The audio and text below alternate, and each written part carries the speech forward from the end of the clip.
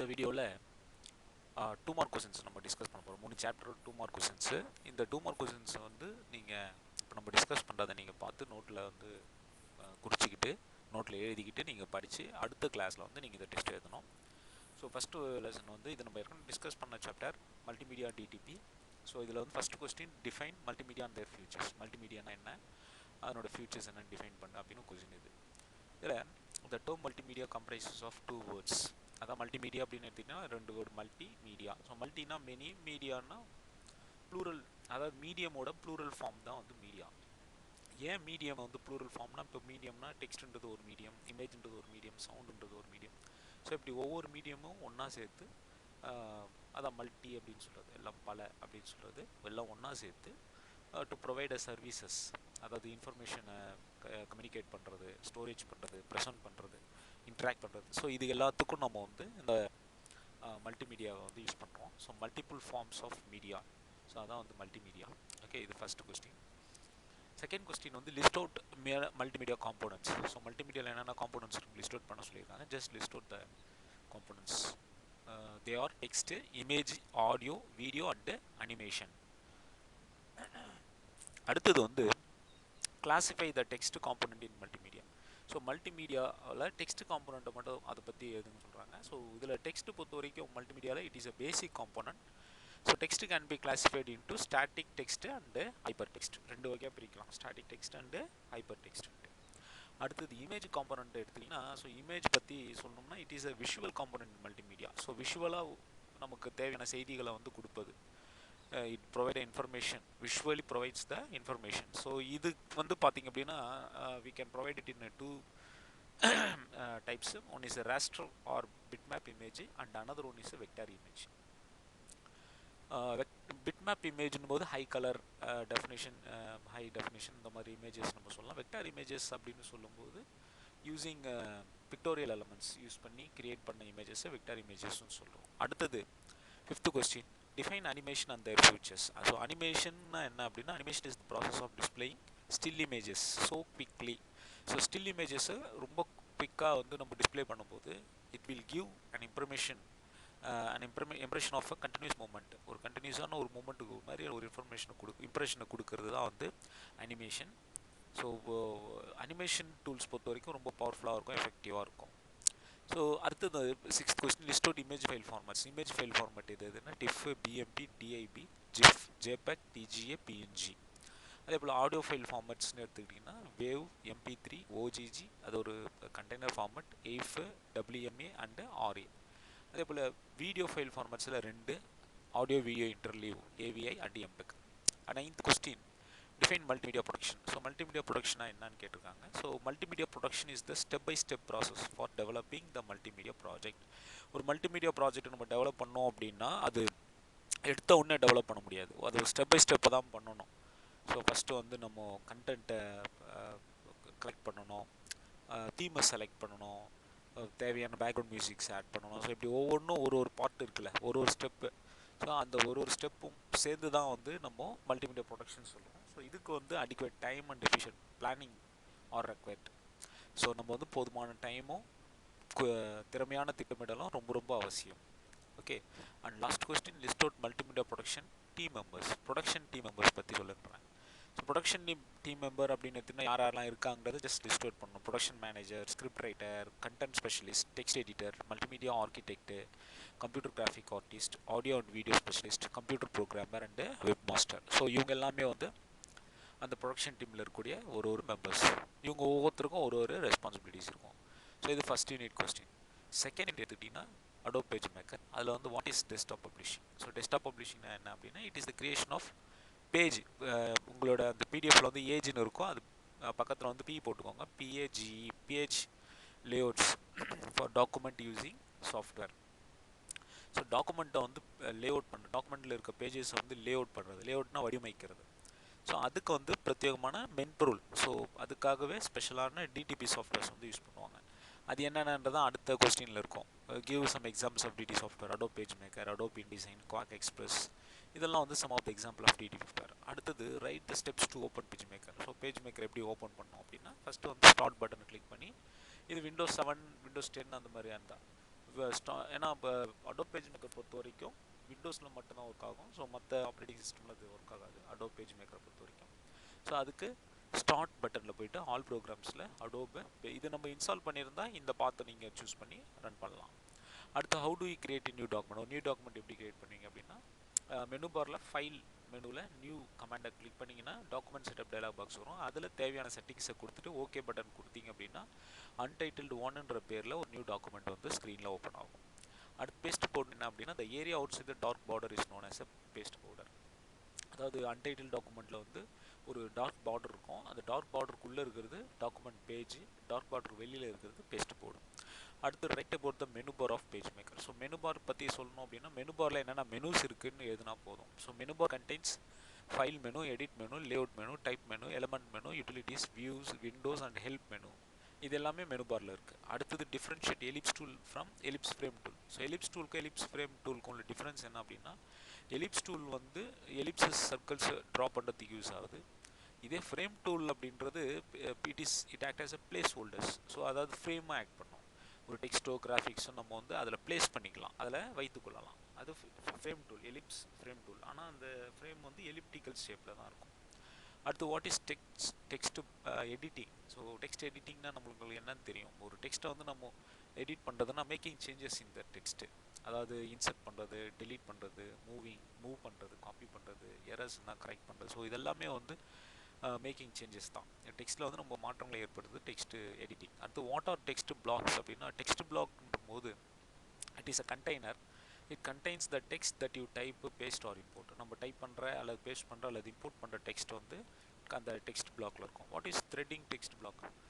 Threading text black அப்படின் போது text ஃப்ளோக்காக use பண்ணுறது. அதாவது இப்போ ஸ்டோரியிலலாம் நம்ம வந்து ஏற்கனவே உங்களுக்கு டிஸ்கஸ் பண்ணியிருப்போம். ஒரு பேஜில் இருக்கக்கூடிய ஒரு ஸ்டோரி வந்து ஒரு பேஜில் இருக்கக்கூடிய ஒரு ஸ்டோரி கண்டென்ட் வந்து அடுத்த பேஜில் அது கண்டினியூ ஆகணும் அப்படின்னா அப்போ அந்த ஃபஸ்ட்டு பேஜில் இருக்கக்கூடிய டெக்ஸ்ட் பிளாக்கும் அடுத்த பேஜில் இருக்கிற டெக்ஸ்ட் பிளாக்கும் நம்ம என்ன பண்ணணும்னா கனெக்ட் பண்ணணும். ஸோ அந்த மாதிரி கனெக்ட் பண்ணுறது தான் த்ரெட்டிங்னு சொல்கிறது. அப்படி த்ரெட் பண்ணும்போது அதுக்குள்ளே இருக்கக்கூடிய டெக்ஸ்ட் வந்து ஒரு ஃப்ளோவாக வரும். அந்த டெக்ஸ்ட் பிளாக்குள்ளே வெவ்வேறு டெக்ஸ்ட் பிளாக்கில் இருக்கக்கூடிய டெக்ஸ்ட்டுக்கு ஒரு ஃப்ளோ கிடைக்கும். ஸோ அதுதான் வந்து டெக்ஸ்ட் பிளாக், த்ரெட்டிங் டெக்ஸ்ட் பிளாக்னு சொல்லுவாங்க. த்ரெட்டிங் டெக்ஸ்ட்னா அந்த மாதிரி டெக்ஸ்ட் பிளாக்ல கனெக்ட் ஆன டெக்ஸ்ட்டை த்ரெட்டிங் டெக்ஸ்ட் அப்படின்னு சொல்லுவோம். ஸோ எப்படி இன்சர்ட் பண்ணுறது பேஜ் மேக்கரில் அப்படின்னா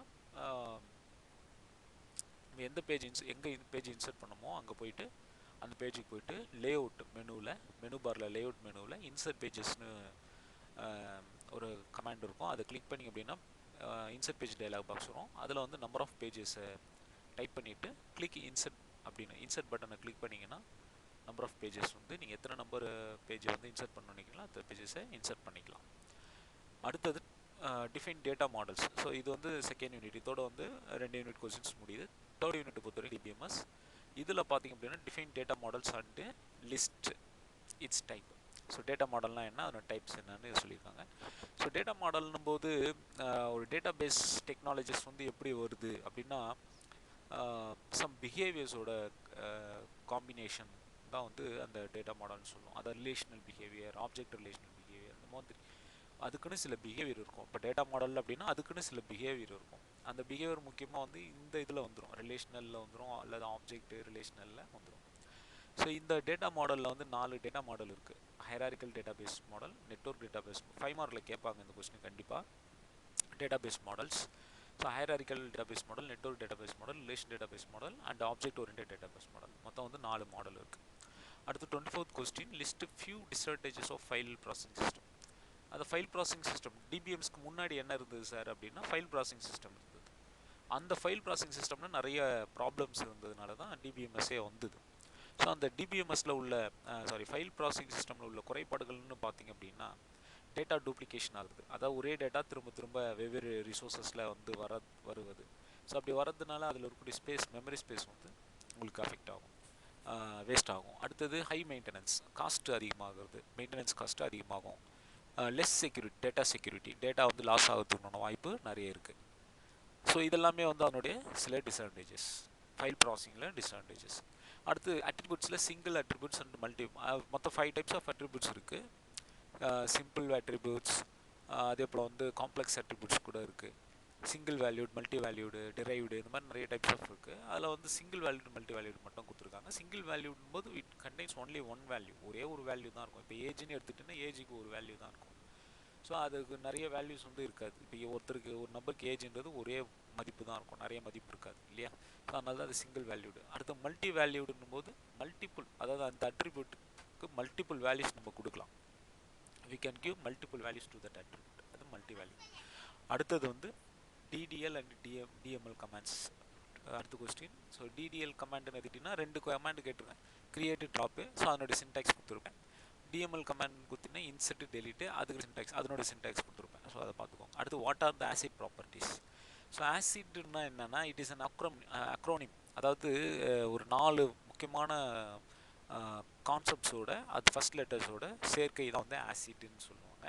அது என்னென்ன அப்படின்னா atomicity, consistency, isolation and durability. அதாவது டிபிஎம்எஸில் இந்த 4 கான்செப்ட்ஸ் வந்து நம்ம முக்கியமான விஷயங்களை வந்து நம்ம பயன்படுத்த முடியும். அட்டாமிசிட்டி, கன்சிஸ்டன்சி, ஐசோலேஷன், டியூரபிலிட்டி அப்படின்ற அந்த விஷயம். அது என்னென்னா அட்டாமிசிட்டி அப்படின்போது இப்போ மல்டிபிள் ரெக்கார்ட்ஸ் வந்து ஒரு சிங்கிள், அதாவது ஒரு பர்டிகுலர் டேபிளில் மல்டிபிள் பர்சன்ஸ் வந்து ஆக்சஸ் பண்ணும்போது அப்போ அது வந்து அட்டாமிசிட்டி மெயின்டைன் பண்ணணும்.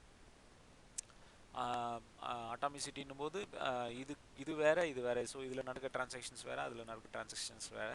ஸோ அந்த மாதிரி வந்து அட்டாமிசிட்டி, கன்சிஸ்டன்சி, ஐசோலேஷன், டியூரபிலிட்டி, இப்படி 4 விஷயங்கள் வந்து டிபிஎம்எஸில் இருக்குது முக்கியமான ஒரு கான்செப்ட்ஸ், அட்வான்டேஜஸ்ன்னு சொல்லலாம். அட்வான்டேஜஸில் ஃபியூச்சர்ஸ்ன்னு கூட சொல்லலாம்.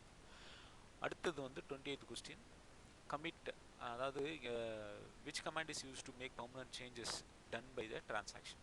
நம்ம ஒரு டிரான்சாக்ஷன் பண்ணுறோம் அப்படின்னா அப்படி அந்த பண்ணுற டிரான்சாக்ஷனை வந்து அதில் ஏதாச்சும் நம்ம சேஞ்ச் பண்ணியிருந்தால் அதை வந்து பெர்மனண்ட்டாக நம்ம வந்து அந்த சேஞ்சஸை வந்து கொண்டு வரணும் அப்படின்னா அதுக்கு கமிட் பண்ணிடணும். அதான் நம்ம பண்ண சேஞ்சஸை பெர்மனண்ட் ஆக்கணும், அது வந்து திரும்ப வந்து மாற்றக்கூடாது அப்படின்னா அதுக்கு கமிட் கமாண்டை வந்து யூஸ் பண்ணணும்.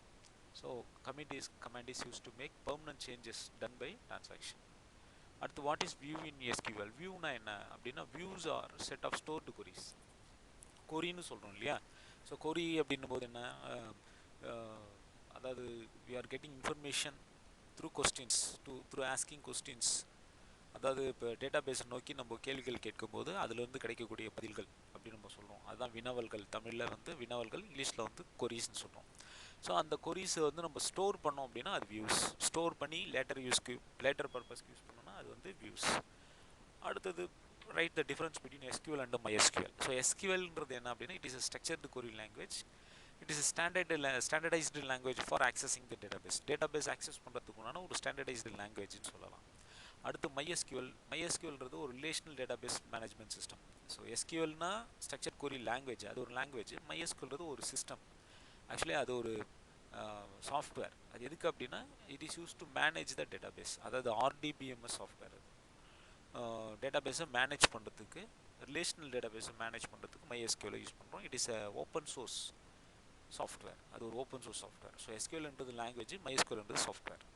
அடுத்து வாட் இஸ் ரிலேஷன்ஷிப்னா என்ன, டைப்ஸ் என்ன. என்டிட்டி ரிலேஷன்ஷிப் மாடல், அதாவது ER மாடல்னு பார்த்தோம் இல்லையா, ER டயக்ராம்ஸ்லாம் பார்த்தோம். அந்த ER மாடலில் 2 என்டிட்டிஸ் இருக்குன்னா அந்த 2 என்டிட்டிஸ்க்கும் பிட்வீன்லேயும் ஒரு இன்டர் கனெக்ஷன் இருக்கும், ஒரு ரிலேஷன்ஷிப் இருக்கும். ஸோ அதுதான் வந்து அந்த என்டிட்டிஸை இணைக்கிறது, இன்டர் கனெக்ட் பண்ணுறது. அப்படி இன்டர் கனெக்ட் பண்ணும்போது தான் அந்த ரெண்டுத்துக்குள்ளே இப்போ நம்ம டேட்டாவை வந்து ஷேர் பண்ணிக்கலாம். ஸோ ரெண்டுத்துலேருந்தும் டேட்டாவை ஆக்சஸ் பண்ணலாம். ஸோ இந்த மாதிரி இன்டர் கனெக்ட் பண்ணுறதுக்கு சம் ரிலேஷன்ஷிப்ஸ் தேவைப்படுது. அந்த ரிலேஷன்ஷிப்ஸ் வந்து மொத்தம் 3 வகை. 1 to 1, 1 to many, many to many. இதெல்லாம் நம்ம ஏற்கனவே கிளாஸஸில் டிஸ்கஸ் பண்ணியிருப்போம். அடுத்து state few advantages of relation DBMS பொறுத்த வரைக்கும் அதனோட அட்வான்டேஜஸ் போகும்போது இது ரொம்ப சிம்பிளாக இருக்கும்.